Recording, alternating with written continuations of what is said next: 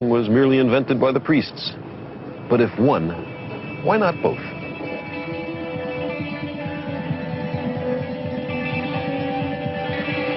And so it was here that the great idea arose, the realization that there might be a way to know the world without the God hypothesis, that there might be principles, forces, laws of nature, through which the world might be understood without attributing the fall of every sparrow to the direct intervention of Zeus. This is the place where science was born. That's why we're here. This great revolution happened between 600 and 400 BC. It was accomplished by the same practical and productive people who made the society function. Political power was in the hands of the merchants, who promoted the technology on which their prosperity depended.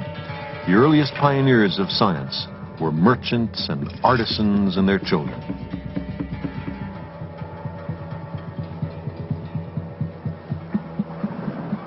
The first Ionian scientist was named Thales. He was born over there in the city of Miletus, across this narrow strait. He had traveled in Egypt and was conversant with the knowledge of Babylon. Like the Babylonians, he believed that the world had once all been water. To explain the dry land, the Babylonians added that their god Marduk had placed a mat on the face of the waters and piled dirt on top of it. Thales had a similar view, but he left Marduk out. Yes, the world had once been mostly water, but it was a natural process which explained the dry land. Thales thought it was similar to the silting up he had observed at the delta of the River Nile. Whether Thales' conclusions were right or wrong is not nearly as important as his approach. The world was not made by the gods, but instead was the result of material forces interacting in nature. Thales brought back from Babylon and Egypt the seeds of new sciences, astronomy and geometry, sciences which would sprout and grow in the fertile soil of Ionia. Anaximander of Miletus, over there, was a friend and colleague of Thales, one of the first people that we know of to have actually done an experiment. By examining the moving shadow cast by a vertical stick, he determined accurately the length of the year and the length of the seasons. For ages, men had used sticks to club and spear each other. Anaximander used a stick to measure time.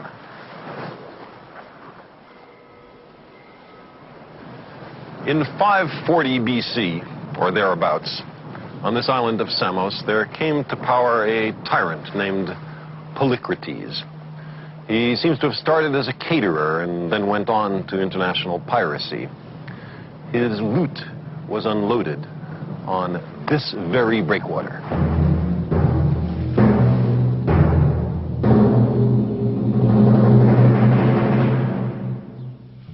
But he oppressed his own people. He made war on his neighbors.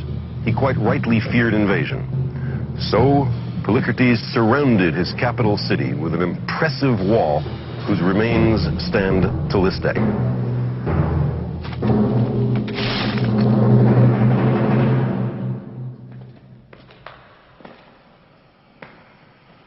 To carry water from a distant spring through the fortifications, he ordered this great tunnel built.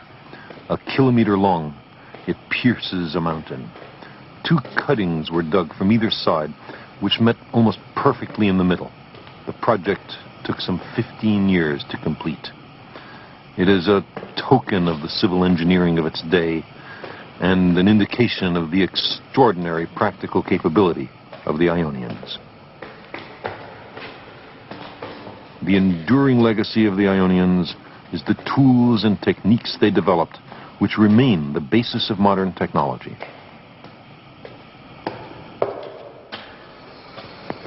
This was the time of Theodorus, the master engineer of the age, a man who is credited with the invention of the key, the ruler, the carpenter's square, the level, the lathe, bronze casting. Why are there no monuments to this man? Those who dreamt and speculated and deduced about the laws of nature talked to the engineers and the technologists. They were often the same people. The practical and the theoretical were one.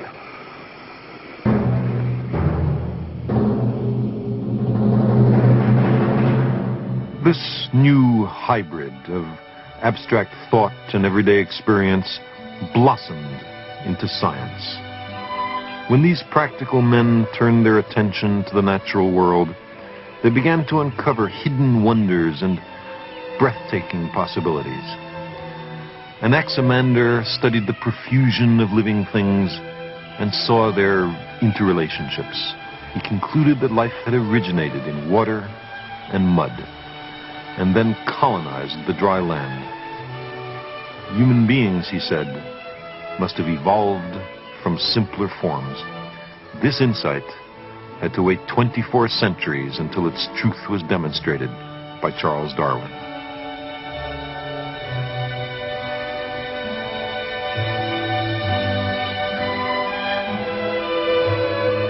Nothing was excluded from the investigations of these first scientists. Even the air became the subject of close examination by a Greek from Sicily named Empedocles.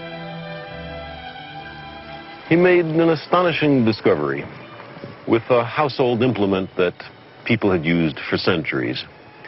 This is the so-called water thief. It's a brazen sphere with a neck and a hole at the top and a set of little holes at the bottom. It was used as a kitchen ladle. You fill it by immersing it in water. If, after it's been in there a little bit, you pull it out with the neck uncovered, then the water trickles out the little holes, making a small shower. Instead, if you pull it out with the neck covered, the water is retained.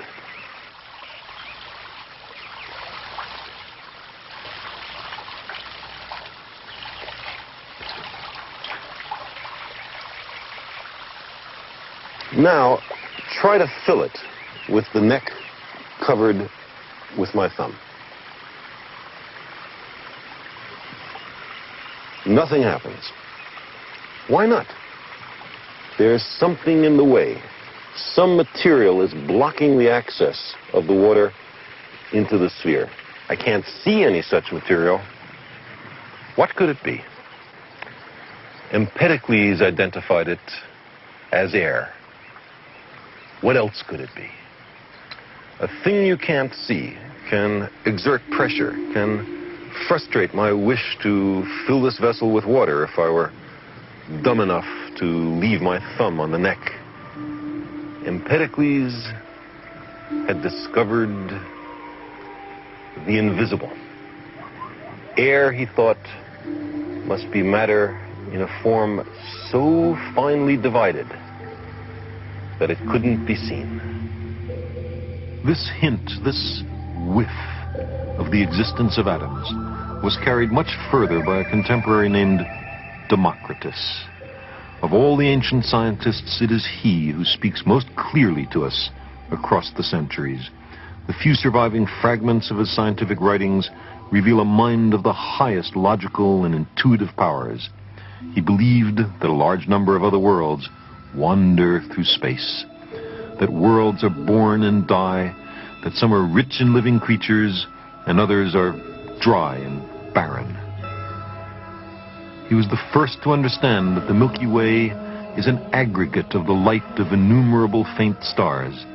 Beyond campfires in the sky, beyond the milk of Hera, beyond the backbone of night, the mind of Democritus soared.